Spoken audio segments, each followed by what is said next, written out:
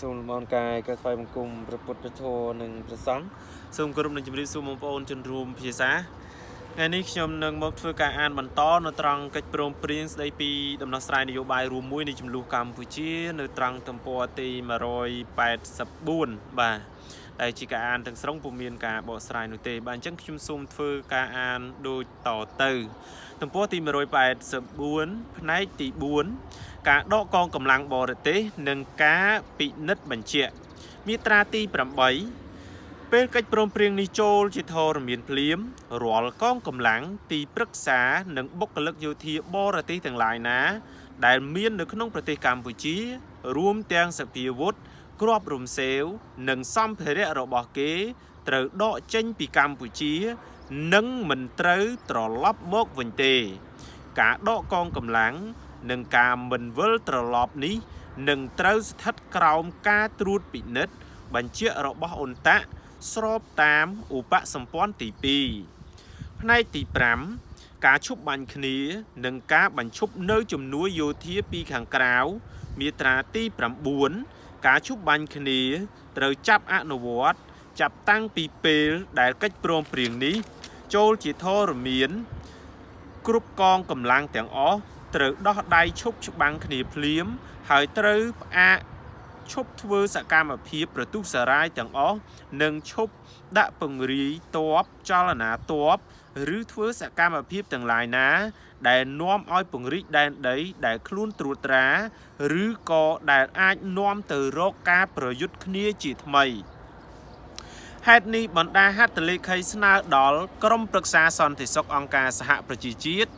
ឲ្យស្នើទៅលោកអគ្គលេខាធិការឲ្យជួយឧបត្ថម្ភសម្រួលដល់ដំណើរការនេះ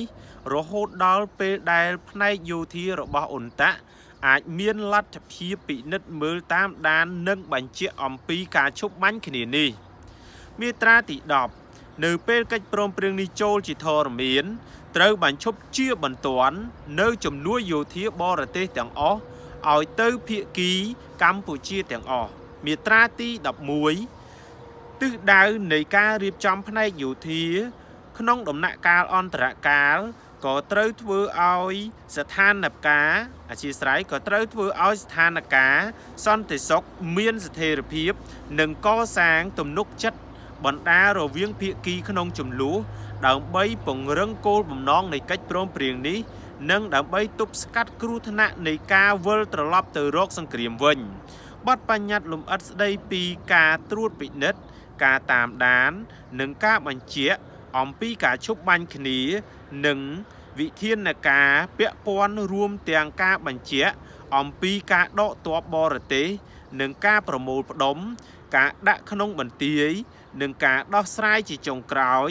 នៃកងកម្លាំងកម្ពុជាទាំងអស់ព្រមទាំងសភាវុធរបស់គេ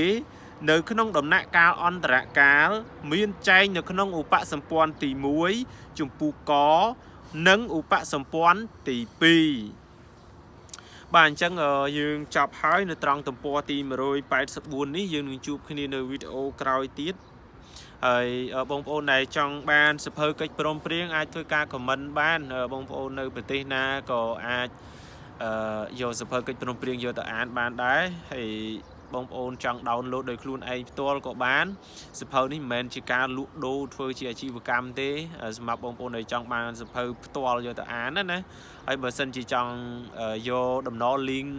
សម្រាប់ copy យកទៅអានខ្លួនឯងក៏បានដែរនៅ caption ខាងលើដែលខ្ញុំមានដាក់ដំណរ link ជា file PDF មានទាំងរដ្ឋធម្មនុញ្ញឆ្នាំ1993ហើយក៏មានទាំងកិច្ចព្រមព្រៀងសន្តិភាពទីក្រុងប៉ារីសនឹងផងដែរអញ្ចឹងបងប្អូនអាចធ្វើការអានបាននៅក្នុង file PDF ហ្នឹងចូលទៅសិក្សាឆ្វេងយល់ទាំងអស់គ្នាទៅបាទព្រោះវាសិតតែជាច្បាប់សំខាន់សម្រាប់ប្រទេសកម្ពុជារបស់យើងដែលពាក់ព័ន្ធទៅនឹងកិច្ចព្រមព្រៀងគឺជាច្បាប់អន្តរជាតិបាទហើយសម្រាប់រដ្ឋធម្មនុញ្ញគឺជារដ្ឋធម្មនុញ្ញដែលបានកើតចេញអំពី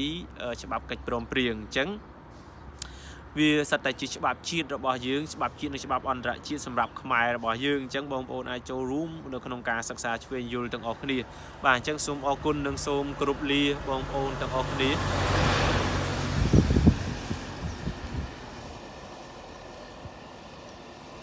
và chia sẻ đời xa miền lan kỵ bạc tam phơi chân xôm